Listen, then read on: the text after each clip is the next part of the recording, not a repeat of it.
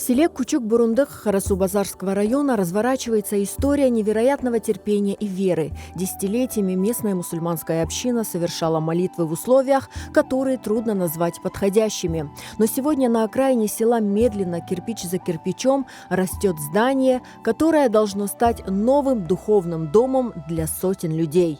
Все началось в 1990 году, когда мусульманам выделили это старое маленькое здание.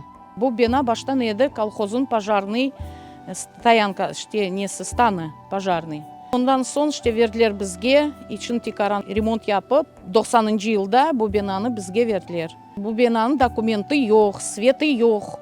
Енді 20 yıldan beri светы yok.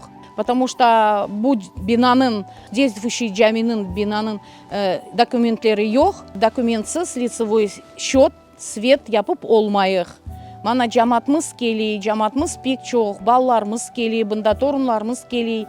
Байрамларда, құрбан байрамларда, ораза байрамларда адам чоқ олуй, сығмайлар, ярсыз яшлар чықары турайлар, авалары не олса. Мына бұл жамымыз ифақлық ете, evet bizlerde бақамыз әрбір көйлерде жамилер құрылла, біздің халқымызда, біздің жемат, бізде де жамымыз олса өзіміз жамымыз деп авес етеміз. Ана bizlerinde bu неміз арзумыз енді бір яқын арада бекім енді yerine келер. В 2020 году, после долгих лет ожиданий и оформления бумаг, община наконец получила государственные акты на землю и разрешение на строительство новой мечети. Спустя 3 года в селе началась народная стройка.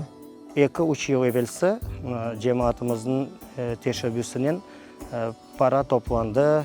Temeli koyuldu, beton işleri yapıldı ve geçen sene bir iş adamımız bizge bu duaını kalamak için para ayırdı ve bunun işimiz biraz ilerledi.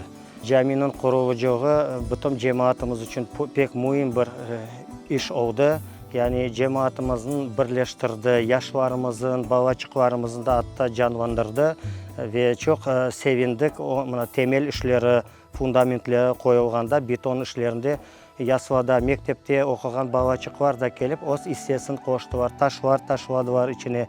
Birinci taşları koyulğanda dua okulup, en küçük balalarımız gelip o taşını koydular. Хотелось бы, чтобы люди, проезжие, знали о нашей мечети, чтобы фонари горели, минаретики все горели, как там нарисовано, лампами. Мечеть будет такая, там просто будет на 2-м этаже балкон для женщин, отопление, красивые окна поставить, ну все, чтобы было как в других красивых мечетях нашего Крыма. 240 человек, если считать метр на 2 человека, и плюс женщины 2-й этаж. 300 человек, грубо говоря. Работы ведутся силами местных жителей на их скромные пожертвования. Сделано уже немало, но ресурсы маленького села истощены.